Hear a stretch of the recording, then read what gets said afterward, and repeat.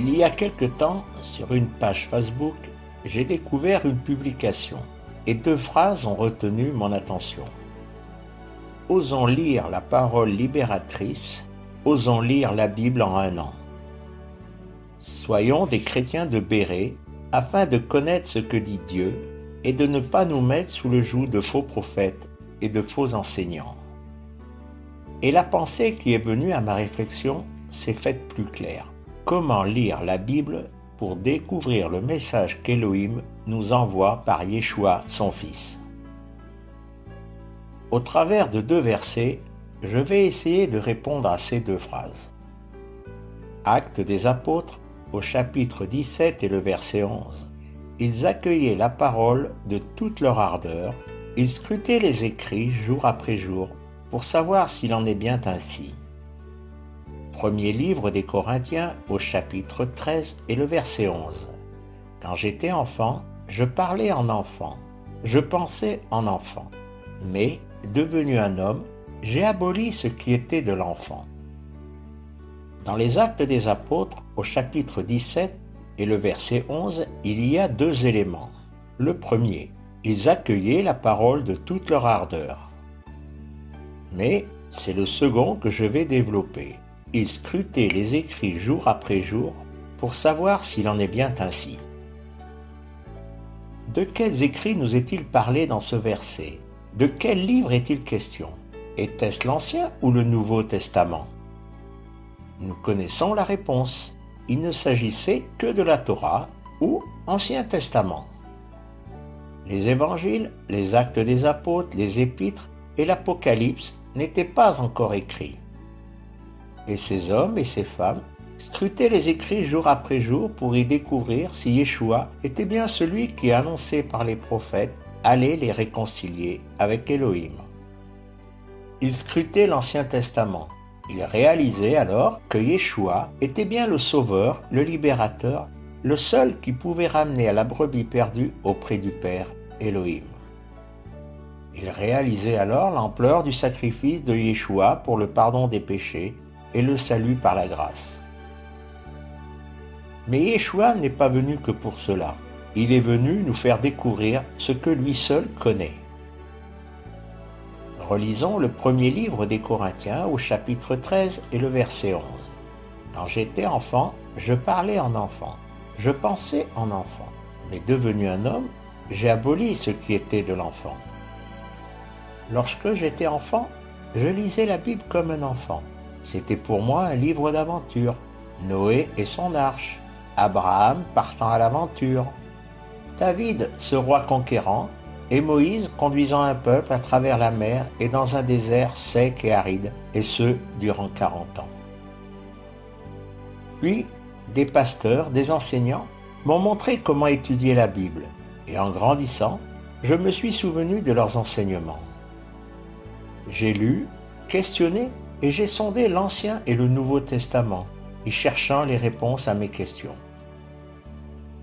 Puis un jour, à la fin d'une réunion, j'ai clamé que les réunions, les cultes, les chants, les prédications et même que la Bible ne me suffisaient plus. Il me manquait quelque chose qu'au milieu de toutes ces activités je ne trouvais pas. J'ai réalisé alors que seul Yeshua pouvait m'apporter la réponse si j'abandonnais ma façon de le rechercher et de m'approcher de lui à travers la Bible. Ainsi, à l'écart, comme Moïse au désert, doucement j'ai réalisé que la façon que l'on m'avait enseigné de lire et d'étudier la Bible ne me permettait pas d'avancer. Et la question vint, alors, si la Bible n'est pas un livre d'aventure, un livre d'enseignement, qu'est-ce que cela peut être? En partageant sur des pages Facebook et d'autres forums, les éléments se sont mis en place. La Bible est mon histoire. Elle est l'histoire de ces hommes, de ces femmes qui ont été créés par Élohim. Histoire de la chute dans le péché jusqu'à la rédemption du salut par la grâce en Yeshua avant l'entrée dans le royaume d'Élohim pour l'éternité. Yeshua a résumé la Bible dans une parabole, le Fils prodigue.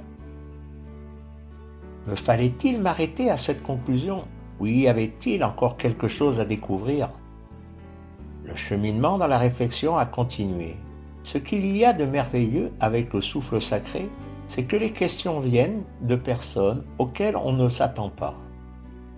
Je suis marié depuis 39 ans, et souvent mon épouse me demande « Pourquoi m'aimes-tu » Ma réponse est toujours « Je ne sais pas », ce qui m'amène à réfléchir sur « aimer ».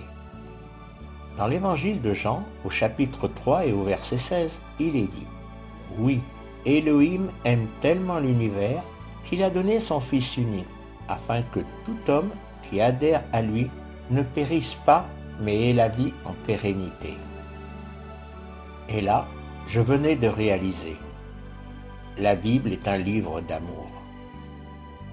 Ce n'est plus un livre d'aventure, ce n'est plus un livre d'études, ce n'est plus mon histoire, c'est un livre d'amour. Amour brisé au jardin d'Éden, restauré, renforcé par alliance avec Noé, puis de nouveau brisé et encore restauré, alliance avec Abraham. Amour encore souffrant, déchiré, mais encore restauré avec Moïse, puis de nouveau brisé avant la restauration avec cette dernière alliance en Yeshua. Yeshua est venu nous révéler le cœur du Père. Il est venu nous révéler, nous montrer le cœur d'Élohim à travers son cœur à lui. Heureux quand ses disciples comprenaient, triste quand il les reprenait, désespéré en entrant dans Jérusalem, brisé à Gethsémané, hurlant de douleur à Golgotha. La Bible est mon histoire, l'histoire de mes péchés, de mes manquements, de mes fautes qui ont tant de fois brisé, déchiré le cœur d'amour d'Élohim. Mais c'est surtout le livre d'amour d'Élohim qui a donné Yeshua son Fils unique afin de se réjouir du retour à la maison de l'enfant prodigue. Lire la Bible, tel est le titre de cet article. Aussi, j'espère que vous ne lirez plus la Bible avec le même regard. Que l'amour d'Élohim inonde vos cœurs.